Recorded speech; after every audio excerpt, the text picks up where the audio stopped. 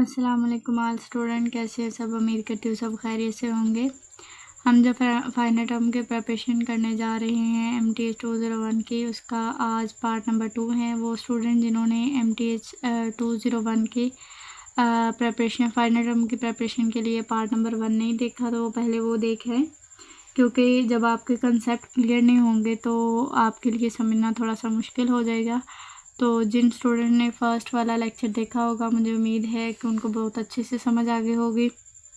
इसी के साथ जो है हम अपना सेकंड लेक्चर जो है प्रिपरेशन का सेकंड पार्ट जो है वो स्टार्ट करते हैं। कहते हैं आपने चेक करना है कि लिमिट इसमें एग्जिस्ट कर रही है या नहीं कर रही। तो आपने उसने बताया हुआ है कि लिमिट के अकॉर्डिंग टी अप्रोचेस कर रहा है 2 के, तो आपने 0 के, तो आपने बताना है इसके अंदर पुट करके कि वो आपका जो लास्ट पे डिमेंशंस हैं या आपका जो इक्वेशंस है वो जो है वो लाई कर रही है, वेक्टर वैल्यूड फंक्शन लाई कर रहा है या नहीं कर रहा। तो आप सबसे पहले देखेंगे, अगर इसकी जगह 0 लगाएंगे तो आ जाएगा 1/0। तो ये चीज़ ओवरऑल देखें कि ये आपके पास जो है वो एग्जिस्ट ही नहीं करती, ठीक है। 1/t अगर आपके पास 0 हो जाएगा तो वो डज नॉट एग्जिस्ट, ठीक है।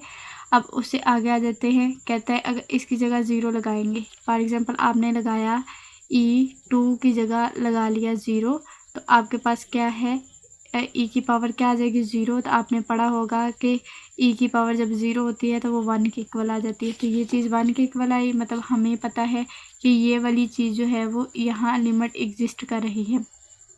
अब उससे आगे आ जाते हैं। कहता है यहाँ cos t है, t की जगह आप 0 लगाएंगे।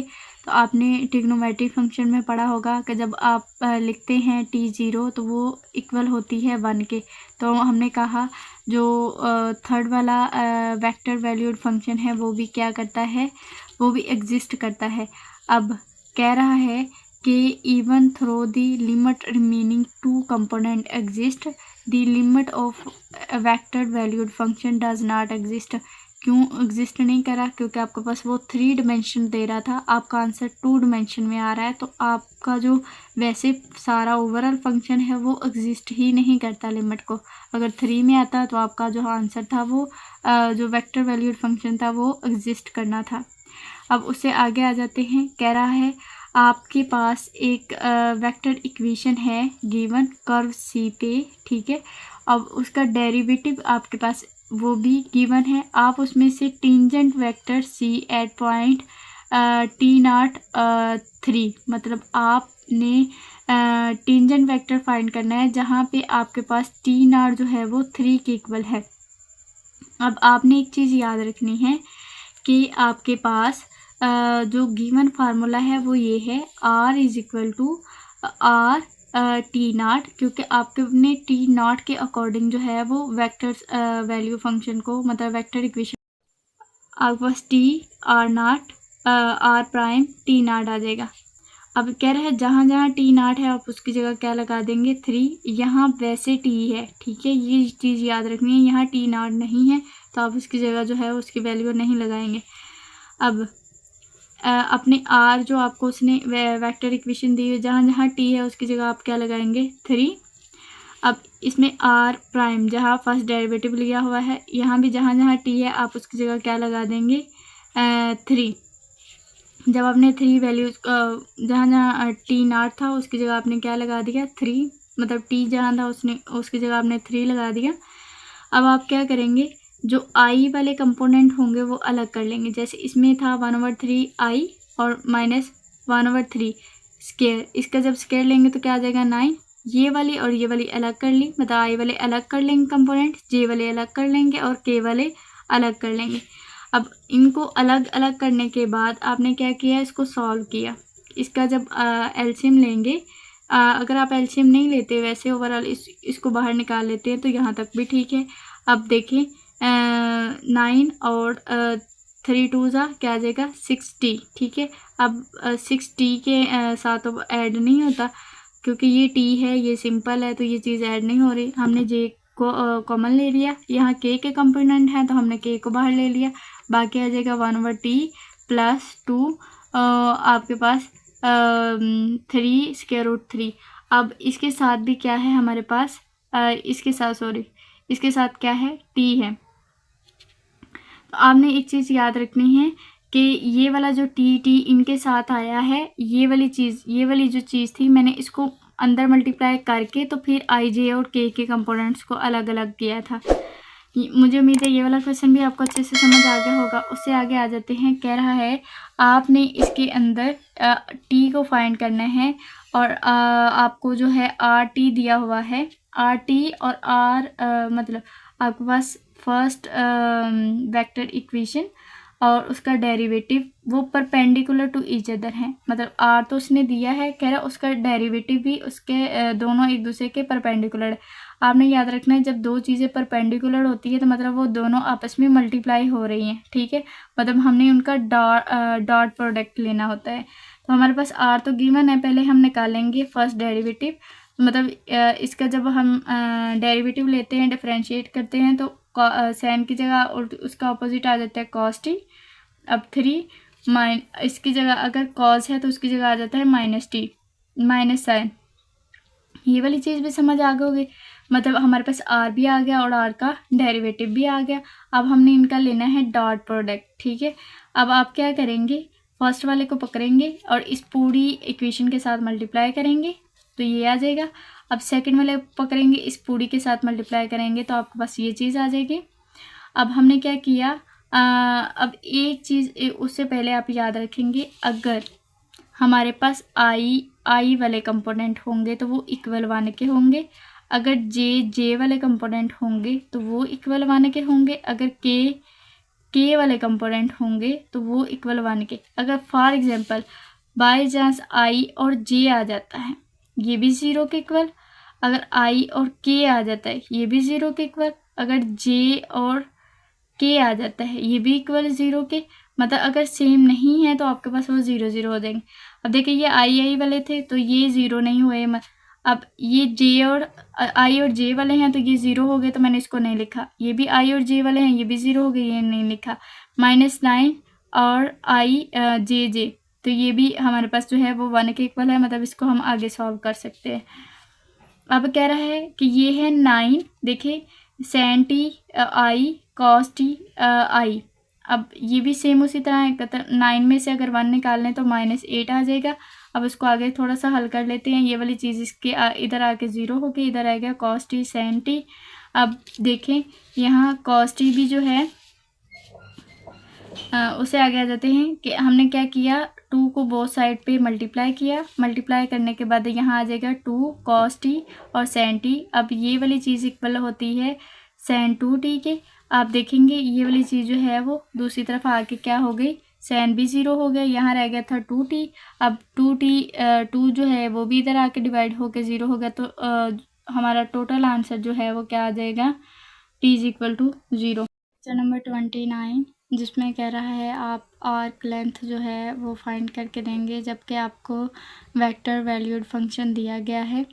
तो आपने सबसे पहले क्या किया, आपको पता है कि जो आई वाला कंपोनेंट होता है बेसिकली वो हमारे पास एक्स होता है, जो जे वाला कंपोनेंट है वो है वाई, और जो के वाला कंपोनेंट होता है वो होता है जी।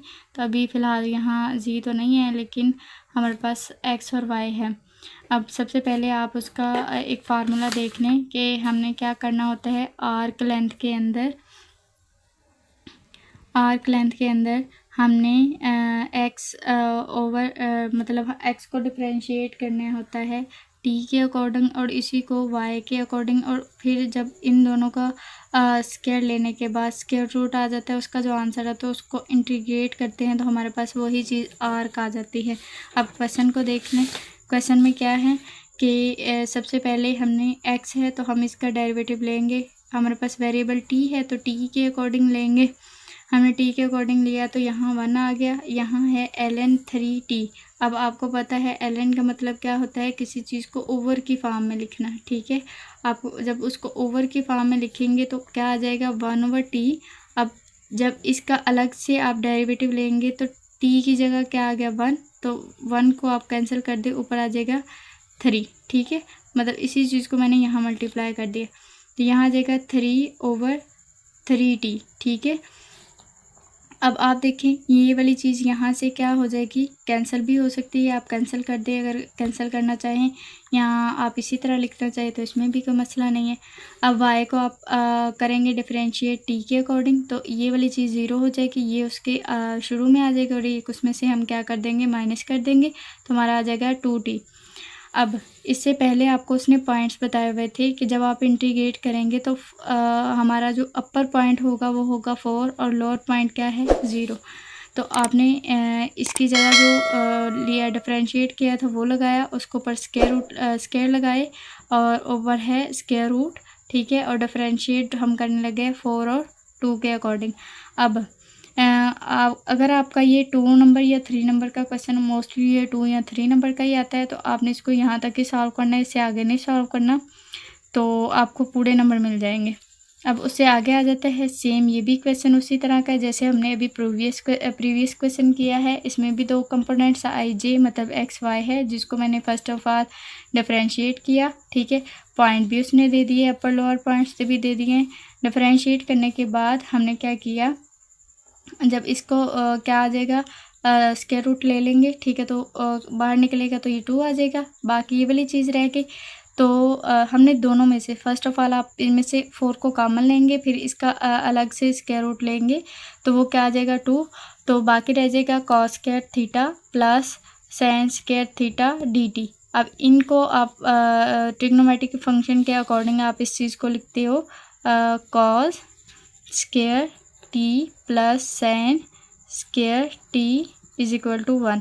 आपने इसकी जगह 1 लेंगे, जब इसका स्क्वायर रूट लेंगे तो उसका आंसर क्या आ जाएगा 1 ही, ठीक है, 1 dt। अब आप इसे डिफरेंशिएट करें इंटीग्रेट करेंगे तो आपको पता है 1 की जगह आप क्या लगाते हैं, t ही, इंटीग्रेट करने के बाद।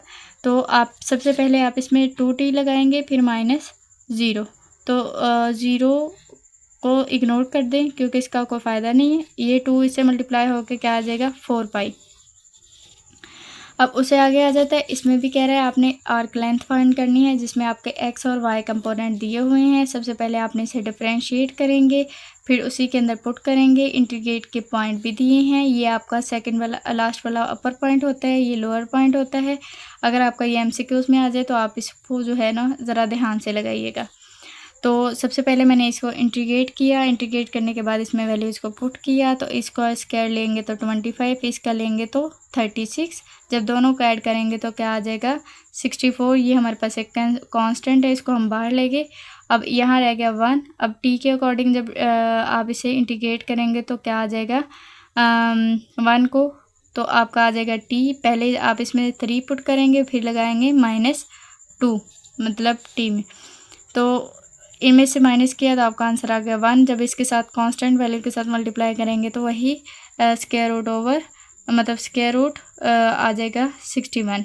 यहाँ तक जो है आपका लेक्चर नंबर 29 जो है वो क्लियर हो गया है। उससे अगले लेक्चर अब हमारा अगला क्वेश्चन आ जाता है, जिसमें कह रहा है आपने 2 कर्व्स लिए, आपको गिवन 2 कर्व्स हैं और आपने क्या करना है, इनमें फाइंड करना है intersecting point of these curve.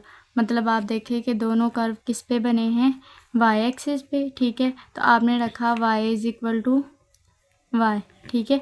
जब आप y is equal to y रखेंगे तो इस y की जो हमारे पास वैल्यू है वो है x और दूसरे y की वैल्यू है स्क्वायर रूट x, ठीक है। तो आपने पहले इसका दोनों तरफ स्क्वायर रूट लिया, ठीक है।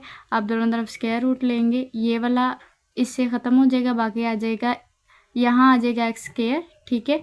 और ये इसे ख़त्म होने के बाद हमारा आ गया एक्स। अब ये इधर प्लस का है, दूसरी तरफ जाएगा तो माइनस का हो गया, इसमें से एक्स को कॉमन ले लिया, बाकी अंदर आ गया x-1। और हमने अब दोनों को इक्वल 0 के इक्वल रखा। जब दोनों को 0 के इक्वल रखेंगे तो x is equal to 0, x minus is equal to 0। ये इधर माइनस का दूसरी तरफ आके प्लस का हो गया।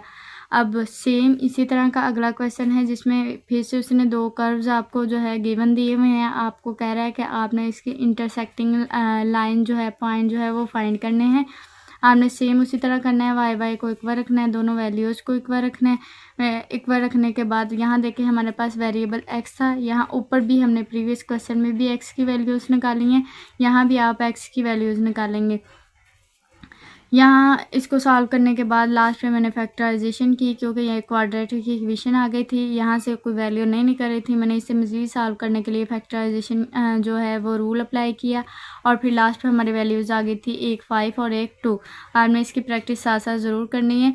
उससे अगला क्वेश्चन आ जाता है, ये भी सेम उसी तरह का है। ये भी आपके पास दो कर्व्स हैं, आपने क्या करना है, दोनों को एक बार रख के एक्स की वैल्यू जो है वो फाइंड करनी है। सेम उसी तरह आपने इसको भी करना है। इसके बाद उससे आगे आ जाते हैं लेक्चर नंबर 30। इसमें हमें कह रहा है कि आपको एक डिफरेंशियल इक्वेशन दी हुई है, आप क्या करें, आप बताएं कि वो एग्जिट करती है डिफरेंशियल को या नहीं करती। तो आप उसका सबसे पहले एक मेथड समझेंगे। अच्छा, इसमें आप एक कंसेप्ट समझेंगे कि डिफरेंशियल इक्वेशन कौन सी एग्जिट करती है, कौन सी नहीं करती। तो सबसे पहले आप देखें कि आप उसे बताते हैं पी कौन सा है और क्यू। अब पी का आपको कैसे पता होगा, जिसके साथ डी एक्स लगा होगा उसके साथ वाली वैल्यू पी की है, जिसके साथ डी वाई लगा होगा उसके साथ वाली वैल्यू जो है वो क्यू की है। अब हमने इसे डिफरेंशिएट करना है। अगर यहाँ हमने क्या लिखा था, डी एक्स वाली वैल्यू पी की है, तो हम इसे डिफरेंशिएट करेंगे वाई के साथ। अब यहाँ वाई वाली लिखी थी, तो हम इसको डिफरेंशिएट करेंगे एक्स के साथ। जैसे देखिए, अगर आप इसको डिफरेंशिएट करते हैं वाई के साथ, तो ये चीज़ ज़ीरो हो जाती है, क्योंकि अगर इसमें वाई नहीं है तो ये ज़ीरो हो गई। अब इसमें देखें, आप इसको करने लगे एक्स के साथ। जब इसको एक्स के साथ डिफरेंशिएट करेंगे तो ये वाली, मतलब हमारे पास इसके साथ एक्स का वेरिएबल ही नहीं है, तो ये चीज़ ज़ीरो हो गई। अब देखिए कि दोनों के आंसर सेम आ गए, तो आपने ये कह दिया कि ये डिफरेंशियल इक्वेशन एग्जिट करती है। अब ये वाला कंसेप्ट जो है आप इसको अच्छे से याद रखेंगे, क्योंकि बहुत से क्वेश्चन इसी कंसेप्ट से हम लोग हल करेंगे डिफरेंशियल इक्वेशन को। अब हमने यही चीज़ पढ़ी कि जो एक्स वाली होती है वो है पी वाली, जो हमारे पास वाई वाली होती है वो है डी वाई वाली होती है वो क्यू। अब हमने इसे डिफरेंशिएट करना है, तो डेरिवेशन आप पहले सीख के आए हैं कि ये जो कांस्टेंट है उसको पहले अलग कर लेते हैं, बाकी हमारे पास ये वाली वैल्यू रहेगी। ये एक्स भी समझे आप बाहर ले जाए। अब करने लगे वाई के अकॉर्डिंग, तो वाई की जो पावर है वो शुरू में आ जाएगी, एक कम कर लेंगे, तो 3 में से 1 निकालेंगे, बाकी रह गया 2, और ये 3 और 4 कितना हो गया, दोनों को मल्टीप्लाई करेंगे 12। इसी तरह हमने क्यू को डिफरेंशिएट किया, हम इसको करने लगे एक्स के अकॉर्डिंग डिफरेंशिएट, तो वाई स्केयर को हम जो है कुछ भी नहीं करेंगे, इसको अभी इसी के साथ लिखेंगे वैसे, लेकिन एक्स को डिफरेंशिएट करेंगे, इसकी पावर को शुरू में ले आएंगे, पावर में से एक निकाल देंगे। अब ये 2 जो है वो 6 के साथ मल्टीप्लाई होगा, तो हमारा आ जाएगा 12। यहाँ बाकी रह गया था एक्स और वाई स्क्वायर, वो उसके साथ आ गया। अब देखिए हमारा जो differentiate Q over D x है, हमारे पास क्या आ गया, 12 एक्स वाई स्क्वायर, और दूसरी इस साइड पे भी हमारा आया 12 एक्स वाई स्क्वायर। तो समझे कि दोनों इक्वल आ गए, तो हम कहेंगे ये डिफरेंशियल जो है वो एग्जिट करता है। उससे आगे आ जाते हैं हम लोग। आगे वाला भी क्वेश्चन सेम उसी तरह है, आप पहले p निकालेंगे, फिर q निकालेंगे, फिर इन्हें डिफरेंशिएट करेंगे। पहले वाले को y के रिस्पेक्ट से करते हैं, दूसरे वाले को x के रिस्पेक्ट से करते हैं। आप देखें इन दोनों का आंसर सेम नहीं आया, तो हम कहेंगे ये एग्जिट ही नहीं करता डिफरेंशियल को। उससे आगे कंसेप्ट जो है वो फिर से रिपीट हो रहा है, लेकिन वो कह रहा है इसमें आप मुझे जो है जी की वैल्यू फाइंड करके दें। आपने याद रखना है, अगर यहाँ तक वो एग्जिट करता है या नहीं करता, यहाँ तक क्वेश्चन पूछता है, तो वो 3 नंबर का क्वेश्चन होता है। अब वो आप कह रहे हैं मज़ीद आपको जी फाइंड करके दें, तो समझिए ये आपका एक लॉन्ग क्वेश्चन है जो लेक्चर नंबर 30 से बनता है। अब सबसे पहले आप उसमें ये देखेंगे कि वो डिफरेंशियल जो है एग्जिट कर रहा है या नहीं कर रहा। सबसे पहला जो पॉइंट है हमारा, तो ये हमने प्रीवियस वैसे ही किया है कि इसमें सबसे पहले p निकालते हैं, q निकालते हैं, p वाले को y के अकॉर्डिंग डिफरेंशिएट करते हैं, q वाले को x के अकॉर्डिंग करते हैं। अगर दोनों का आंसर सेम आ जाता है तो हमने कहा कि ये डिफरेंशियल जो है वो एग्जिट करता है। अब उससे आगे आ जाता है, कह रहा है आपने इसे डी जी, मतलब आपने ये बताना है अब ये भी एग्जिट कर रहा है या नहीं कर रहा। तो अब उसके लिए हम क्या करेंगे, सबसे पहले p को इंटीग्रेट करेंगे और फिर q को इंटीग्रेट करेंगे। जब हमारा ये जो p पॉइंट था हमने इसे इंटीग्रेट किया, ठीक है, तो इंटीग्रेशन का आपको मेथड का पता है। आपके पास ये वाली जो चीज़ है इसको पहले अंदर मल्टीप्लाई किया, तो यहाँ आ जाएगा 3 और x स्क्वायर y माइनस 2 3 ज़ा 6, ये 2 है, z नहीं है, इसको ज़रा ध्यान से देखना है, और साथ आ जाएगा हमारे पास z। अब उसे आगे आ जाते हैं, कहता है कि आपने इसको जब इंटीग्रेट करेंगे तो आपकी पावर जो है ना ऐड हो जाती है। अब इंटीग्रेट करने dx के अकॉर्डिंग तो x की पावर्स जो है वो ऐड होंगी। जैसे इसमें एक ऐड कर लो, इसी को डिवाइड कर लो 3 के साथ, इसमें एक ऐड करो 2 हो जाएगा, और वही पावर 2 जो है वो नीचे भी डिवाइड हो गई, ये इससे कैंसिल होके आ जाएगा 3। अब हमारा फाइनल जो आंसर बन रहा है वो है, यहाँ z नहीं था, यहाँ भी z नहीं है, बस हमारे पास x है। अब इसको देखें, हमारा आंसर आ गया x3 y minus 3x2 plus fy। अब हमने क्या किया, ये चीज़ हमारे पास कांस्टेंट है, जैसे इंटीग्रेशन करते हैं तो लास्ट पे लगाते थे प्लस c कांस्टेंट, और ये यहाँ भी ये वाली चीज़ कांस्टेंट है, इसको ज़रा ध्यान में रखना है। अब हमने क्या करना है, क्यू वाले को इंटीग्रेट सेम उसी तरह करना है जैसे हम लोगों ने पी वाले को इंटीग्रेट किया।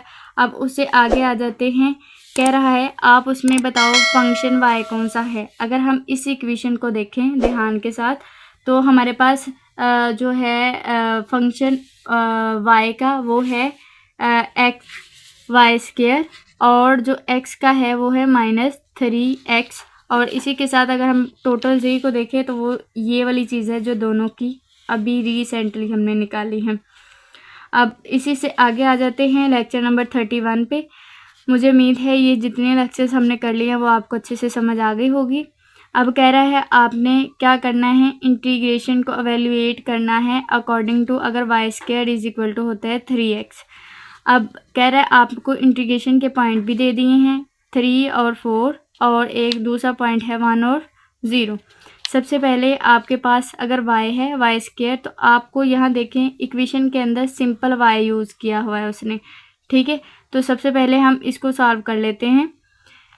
अब एक चीज़ याद रखनी, इसमें आप पुट करेंगे वैल्यूज़ dx की और dy की, तो मतलब हम इससे जो वैल्यू निकालेंगे वो dx की निकालेंगे और dy की निकालेंगे। सबसे पहले हमने क्या किया, x की वैल्यू निकाली, तो ये इधर मल्टीप्लाई हो रहा था, दूसरी तरफ जाकर डिवाइड हो गया। अब हमने इसको अकॉर्डिंग y के जो है वो डिफ्रेंशिएट करना है, y के अकॉर्डिंग करेंगे तो इसमें पावर शुरू में आ जाएगी, एक माइनस हो जाएगा, तो रह गया y। अब साथ ये पावर ये जो 2 शुरू में आया था वो 3 के साथ जाकर मल्टीप्लाई हो जाएगा, 1 के साथ मल्टीप्लाई होगा तो आ जाएगा 2/3y। अब ये चीज़ तो आ गई हमारे पास। अब ये वाली इसके साथ जो है वो मल्टीप्लाई हो रही है, इधर डिवाइड हो रही है, इधर आके मल्टीप्लाई हो गई, तो मतलब हमारे पास एक और चीज़ आ गई थी dx की वैल्यू, ठीक है। अब जहाँ dx है वहाँ हमने क्या लगा देना है, 2/3y dy। अब यहाँ dx था तो हमने उसकी वैल्यूज़ लगा दी। अब यहाँ क्या है, x है, तो x की जगह आप लिखेंगे y²/3, आपने x की जगह लिख दिया। अब इनको अंदर मल्टीप्लाई किया, ये तो ऑलरेडी मल्टीप्लाई था। अब हमने क्या किया, इंटीग्रेशन को अप्लाई किया। अब हमारा फर्स्ट पॉइंट क्या था, फर्स्ट का देखें, इसका 4 है और इसका 0 लेके ये हमारा एक नया पॉइंट आ गया, जिससे हमने इसको जो है वो इंटीग्रेट करेंगे 0 और 4 को इंटीग्रेट किया। आपके पास क्या आएगा, इसमें पावर में एक ऐड हो जाएगा क्योंकि इसको y के अकॉर्डिंग करने लगे, पावर में एक ऐड हो जाएगा और वही पावर जाके नीचे डिवाइड भी हो जाएगी, और 1/3 जो कांस्टेंट है उसे हमने पहले ले लिया। अब क्या करेंगे, इसमें पहले 0 लगाएंगे तो ये सारी चीज़ 0 हो जाएगी, तो फ़ायदा कोई नहीं इसको लिखने का। अब उससे पहले देखिए 1/3 -1/3 था, इस 3 को भी बाहर लिया तो -1/9 हो जाएगा। अब इसमें वैल्यू पुट की 0 किया पहले, तो आपके पास यही चीज़ आ जाएगी, y3 की जगह मतलब 0 की 3 आ जाएगी। अब फिर y3 मतलब 4 की 3 आप लेंगे तो वो आ जाएगा -64, ये माइनस माइनस प्लस हो गया, ये आपस में कटिंग नहीं हो रही, तो 64 जब 1 से मल्टीप्लाई होगा तो 64/9 आ जाएगा। उससे आगे चलते हैं, आगे आ जाते हैं। कह रहा है आपने फिर से वही करना है जो आपको दिया हुआ है, आपने इसको इंटीग्रेट करना है। अब सिंपल वर्ड्स में यही है कि हम लोग जब इंटीग्रेट करते हैं तो ये आप याद रखेंगे कि ये जो लास्ट वाला पॉइंट है उसका लास्ट और फर्स्ट वाले का लास्ट पॉइंट से आप इंटीग्रेट करते हैं जब आपको 2 पॉइंट्स दिए होते हैं, मतलब 2 पेयर्स दिए होते हैं पॉइंट्स के। आपने क्या करना है, फर्स्ट वाले सेकंड वाले का लास्ट ऊपर रखेंगे, मतलब ये हमारा अपर पॉइंट होगा, और फर्स्ट वाले का लास्ट जो है वो लोअर पॉइंट होगा। जब इसे इंटीग्रेट करेंगे 3, अब इंटीग्रेट करते हैं तो कांस्टेंट को समझे बाहर ले लिया, या आप उसके साथ भी लिख लें, कोई मसला नहीं है। अब इसमें इसके पावर में एक ऐड हो जाएगा 3, और इसी 3 को हम डिवाइड भी कर लेंगे। ये 3 से जो है वो कैंसिल हो गया, बाकी रह गया y3। अब y3 में एक दफ़ा 5 लगाएंगे y की जगह और एक दफ़ा 0। पहले 5 लगाया तो आ गया 125, और 0 की जगह मतलब 0 को 3 टाइम्स मल्टीप्लाई करो तो 0 ही आता है, तो इस चीज़ को हमने इग्नोर कर दिया। अब उससे आगे आ जाता है, कह रहा है आपको फिर से वही चीज़ें दे रहा है। ये क्वेश्चन अभी हमने इस क्वेश्चन से पहले किया था, जो सेम इसी तरह की ये वाला क्वेश्चन है, जिसमें आपको मैंने पहले एक्स की वैल्यू निकालनी सिखाई, उसके बाद आपको डी एक्स यानी डी वाई की वैल्यू भी निकालनी सिखाई, तो फिर इस चीज़ में पुट किया था। थोड़ा सा देख लेते हैं इसको। अब कह रहा अगर उसने आपको वाई की वैल्यू दी है तो आप इसे डिफरेंशिएट करेंगे एक्स के अकॉर्डिंग, क्योंकि हमारा इस साइड पे वेरिएबल एक्स है, तो हमने इसको एक्स के अकॉर्डिंग जब डिफरेंशिएट किया तो हमारी पावर शुरू में आ गई, एक माइनस किया तो मतलब तो आ गया हमारे पास 3x²। अब हमने क्या लेना था, डी वाई की वैल्यू, तो ये जो x इधर डिवाइड हो रहा है, इधर जाके क्या हो गया मल्टीप्लाई, मतलब जहाँ इस इक्वेशन में डी वाई है उसकी जगह हम लिखेंगे 3x²। अब उसे आगे आ जाते हैं, हमने क्या किया, सबसे पहले 3x² वैसे ही लिख लिया। अब y की जगह आप लिख रहे हैं x की पावर 3 + 1, अब साथ आ गया dx प्लस x, फिर y की जगह ये वाली वैल्यू लगा दी उसने, और इधर साथ आ जाएगा dy। अब उससे आगे आ जाते हैं, हमने इनको अंदर जो है वो मल्टीप्लाई कर दिया, इसको भी अंदर मल्टीप्लाई कर दिया। अब थोड़ा सा उससे आगे आ जाते हैं। अब पॉइंट्स का मैंने आपको पहले भी बताया कि इसका लास्ट पॉइंट लेते हैं और इसका बी लास्ट, तो इसको ये अपर पॉइंट और ये हमारे पास लोअर पॉइंट है। या अगर आप इस तरह नहीं करना चाहते तो ये वाले पॉइंट ले लें कि -1 और 1। ये आप पे डिपेंड करता है कि आप इन दोनों तरीक़ों में से किससे इसको जो है वो सॉल्व कर रहे हैं। लेकिन मैं तो यही चाहूँगी, क्योंकि अगर आपके प्रैक्टिस क्वेश्चन का आंसर के अकॉर्डिंग देखें तो उसने ये वाले पॉइंट्स लिए थे। अब उससे आगे आ जाते हैं। अब हमने क्या किया, जहाँ डी वाई था उसकी वैल्यूज़ लिखी, फिर इन दोनों को मल्टीप्लाई किया, तो हमारी लास्ट पे ये वैल्यूज़ आ गई थी। हमने ये करने के बाद डी एक्स को कॉमन ले लिया और बाकी सारी वैल्यूज़ को इकट्ठा किया। जब सबको इकट्ठा किया तो फिर हमने इस चीज़ को इंटीग्रेट किया, पावर ए के ऐड होगी, जैसे ये 5 था इसमें ऐड हुई तो 6 हो गया, ये 6 डिवाइड होगा, इसमें ऐड हुआ तो 3 हो गई, इसी को हमने डिवाइड किया। ये 6 थी तो इसमें एक ऐड हुआ तो 7, इस 7 को डिवाइड किया। इसमें 3 था तो एक ऐड हुई तो 4 को डिवाइड किया। अब जहाँ कटिंग हो रही थी वो कटिंग कर दी। अब कटिंग करने के बाद हमने इसमें लगाना है एक दफ़ा 1 एक्स की जगह और एक दफ़ा -1। तो मैंने इसको ज़रा सही तरीके से सॉल्व किया है, आप इसको देख लीजिए कि आपका भी आंसर सेम आ रहा है। तो मैंने पहले 1 लगाया, फिर -1 लगाया, -1 लगाने के बाद फिर हमारी कुछ इस तरह की वैल्यूज़ आ रही थी। सारी कटिंग होने के बाद जो है वो रह गया 2 + 6/7। अब हमने एलसीएम लिया, एलसीएम लेने के बाद जो है हमने 14 और 6 को ऐड किया तो आ गया 20/7। उस हमारे पास सी जो है वो सी कर्व जो है वो 3 है। अब हर एक कर्व को हम अलग अलग वैल्यू निकालेंगे और उसी की एक इंटीग्रेशन जो उसने गिवन दी हुई है इंटीग्रेशन इक्वेशन, उसमें हम अप्लाई करके इनकी वैल्यूज़ को निकालेंगे।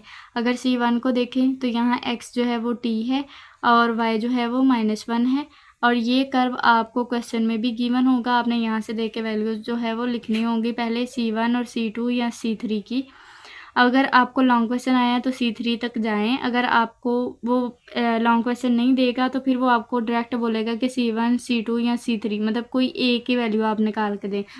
तो आप सबसे पहले देख लें कि यहाँ जो हमारा पॉइंट है वो है -2, मतलब ये हमारे सेंटर से 0 तक जा रहा है। अब C2 को ले लें, C2 में x जो है वो t है और y जो है वो क्या है x3 - 1, और इसका जो पॉइंट है वो 0 से लेके इस 1 तक है। अब उससे आगे आ जाते हैं C3, इसमें जो x है वो क्या है 1 जो उसने गिवन दिया हुआ है, और y जो है वो t है, जो गिवन नहीं होता हम उसको उसके दूसरे एक्सिस को कंसीडर करते हैं, वो t के इक्वल है। ये 1 तक गया था, मतलब ये वाला ये सेंटर से शुरू होगा और ये 2 तक गया है, मतलब हमारा सेंटर 0 से शुरू हो रहा है पॉइंट और 2 तक जा रहा है। ये भी आपको उसने गिवन दिया हुआ है, इसको ज़रा अच्छे से ध्यान से देख के लगाना है।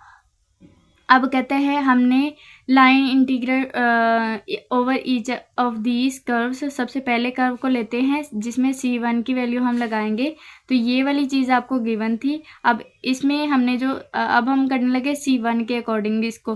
तो C1 के जो पॉइंट है वो क्या है, 0 और -2, 0 और -2 लगा दिया। ये जो आपके पास गिवन है 4x², तो हमारा जो ग्राफ है वो t के अकॉर्डिंग है, तो हमने x की जगह t लगा लिया। अब एक और चीज़ जो है वो आप देखेंगे, जब आप कर्व्स की फाइंड करते हैं, जैसे C1 के भी हम कर रहे हैं, तो आप इसके अंदर जो आपको गिवन होगा, जैसे x3 4 t3 है, और रेंडमली कुछ भी हो सकता है, जो गिवन होगा उसको यहाँ लिखेंगे। अब उससे आगे आ जाएगा कि हमने dx/dt, क्योंकि dt के हमने अकॉर्डिंग डिफरेंशिएट करें, प्लस dy जो हमारा y एक्सिस था, और dt और इसका स्क्वायर, मतलब इसको ऐसे साथ लिख के इसको सॉल्व करके मैंने डायरेक्ट वैल्यूज़ लगाई हैं। मैं बस आपको फार्मूला बता रही हूँ ताकि आपको क्वेश्चन करने में इजी हो जाए, मतलब कुछ समझ ना आए तो फिर भी पूछ लीजिएगा। तो अब जब मैंने इसको x के अकॉर्डिंग किया, मतलब इसके अकॉर्डिंग किया, मतलब यहाँ देखें आप कि आपके पास dx/dt है। जब इसे dt के अकॉर्डिंग करेंगे तो इसकी जगह आ जाएगा 1। अब ये -1 है तो ये क्या हो जाएगा 0। दोनों का स्क्वायर लेंगे, आपका आंसर आएगा 1।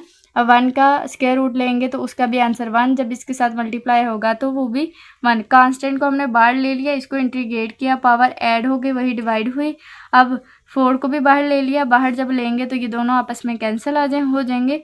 अब एक दफ़ा t में आप 0 लगाओगे, एक दफ़ा -2। 0 लगाने का फ़ायदा कोई नहीं है, क्योंकि ये जो 0 होता है उसने 0 ही रहना है। अब माइनस दरमियान में, और दूसरा जो है वो t की जगह -2 लगाएंगे, 4 टाइम्स मल्टीप्लाई करेंगे तो आपका आंसर आ जाएगा -16। इसी तरह आपने सेकंड वाले को भी सॉल्व करना है। और इसी के साथ ये वाले पॉइंट जो लाइंस है वो इसमें नहीं है, बाय मिस्टेक करते हुए हो गया था। इसको इससे आगे जो हमारा आंसर आ रहा था वो 2.268 है। इसी तरह हमने C3 के अकॉर्डिंग भी हमने इसको फर्दर सॉल्व किया। फर्दर सॉल्व करने के बाद जो हमारा आंसर आया था वो था 8।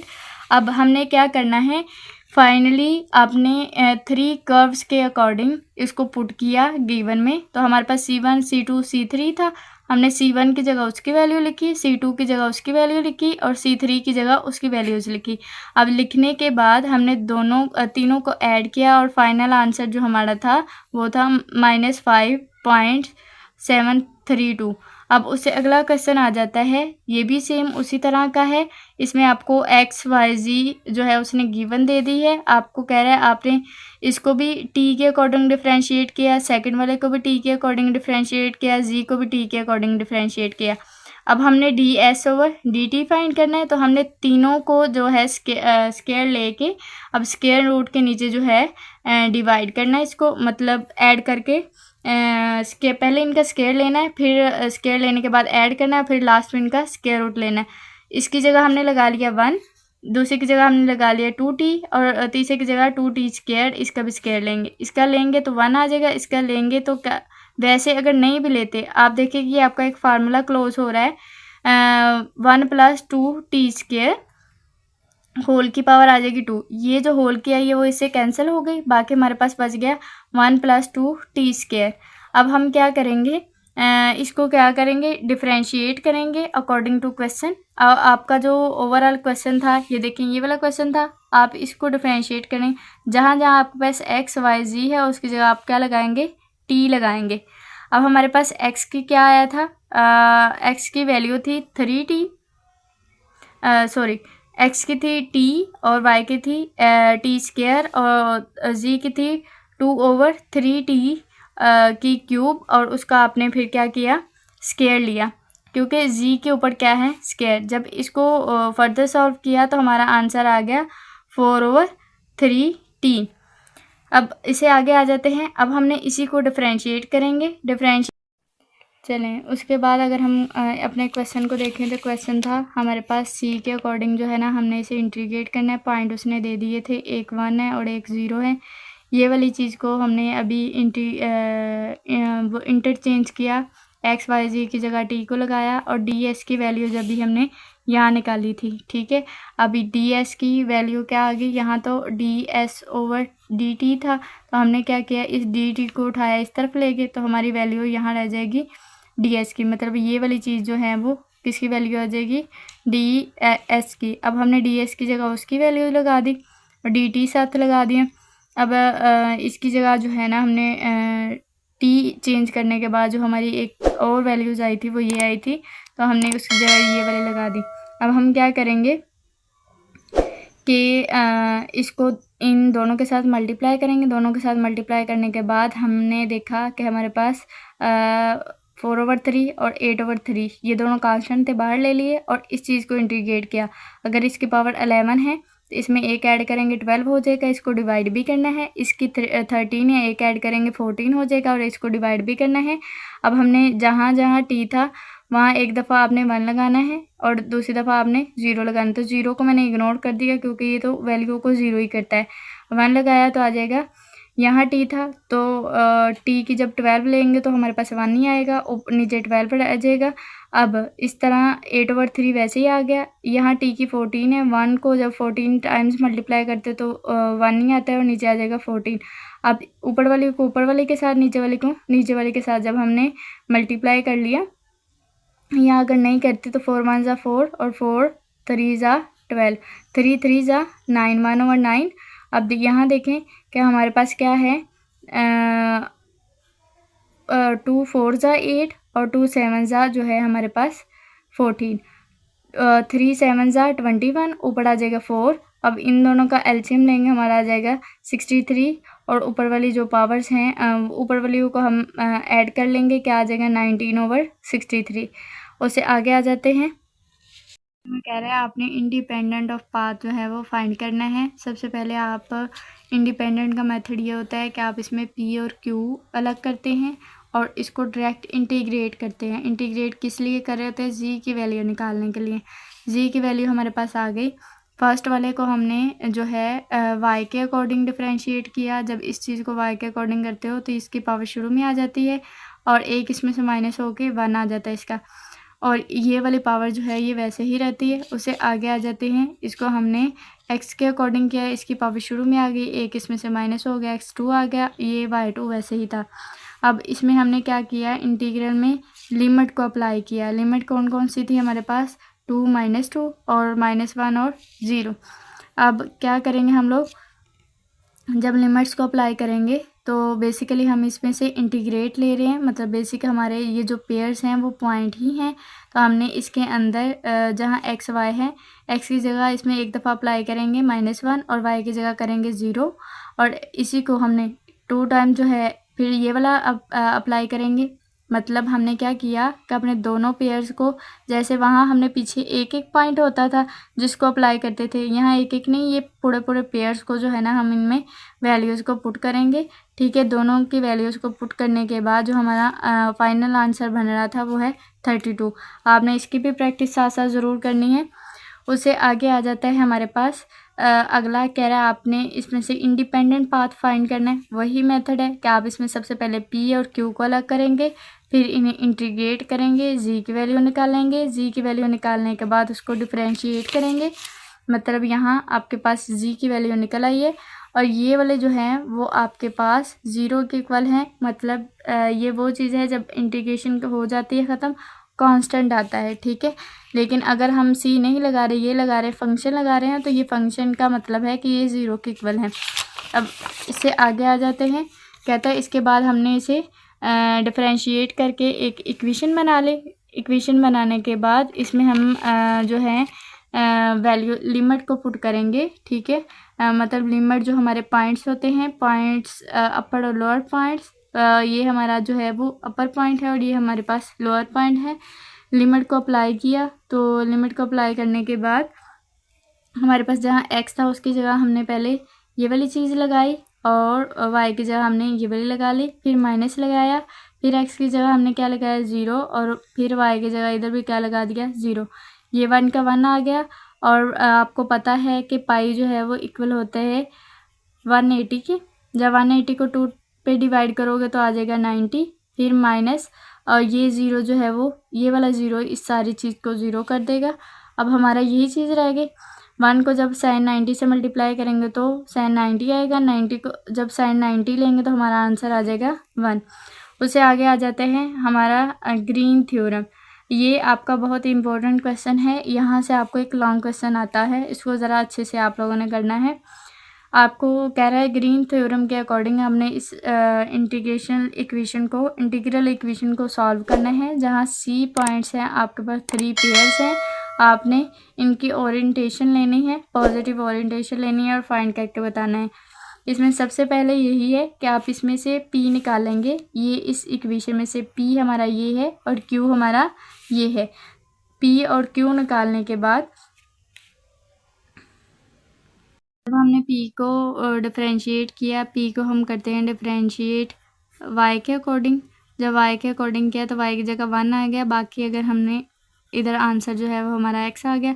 अगर हमने इसको Q के अकॉर्डिंग, Q को हमने x के अकॉर्डिंग डिफरेंशिएट किया तो इसकी पावर शुरू में आ गई 2 और x, इसमें से एक माइनस हो गया तो वो है x 1 आ जाएगा, तो 1 लिखने का फ़ायदा नहीं है। 7 आ जाएगा y3। अब इन दोनों को मैंने एक साथ लिखा और डबल इंटीग्रल लेना है। उसने हमें जो है वो पॉइंट्स दे दिए हैं। डबल इंटीग्रल कैसे लेना है, वो पॉइंट्स जो हैं आपके ये हैं। आपने क्या करना है, अपर और लोअर पॉइंट्स लगा के, ठीक है। अपर पॉइंट आ जाएगा एक हमारा 2x और लोअर पॉइंट आ जाएगा 0 और इसमें आ जाएगा 1 और 0।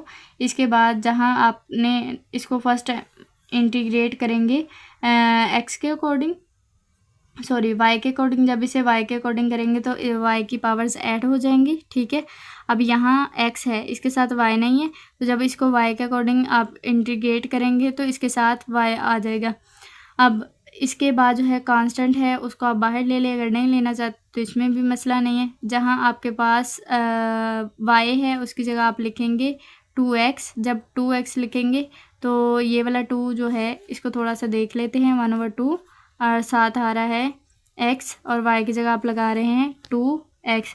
अब ये वाली चीज़ जो है, सॉरी, y की आपने लेनी है 4।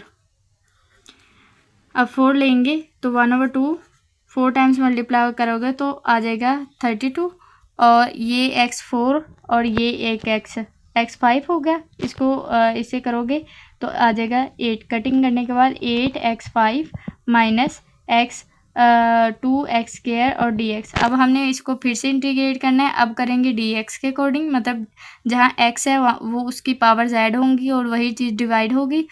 अब इसको यहाँ करने के बाद आप इसमें जहाँ x है उसमें एक दफ़ा 1 पुट करोगे, एक दफ़ा 0, तो 0 को इग्नोर कर दें, 1 को ही हम पुट करते हैं। 1 को पुट करने के बाद इसको 6 टाइम मल्टीप्लाई करोगे तो 1 आएगा, तो 1 को इससे मल्टीप्लाई करोगे तो 4/3 आएगा। इसको भी इससे मल्टीप्लाई करोगे तो 2/3 ही आएगा। एलसीएम लिया तो 4 में से 2 निकालेंगे, आंसर आ जाएगा 2 और 2/3। इसको मज़ीद कटिंग नहीं हो रही। अगर इसको लास्ट पे आप पॉइंट में भी लिखना चाहे तो इसमें कोई मसला नहीं है।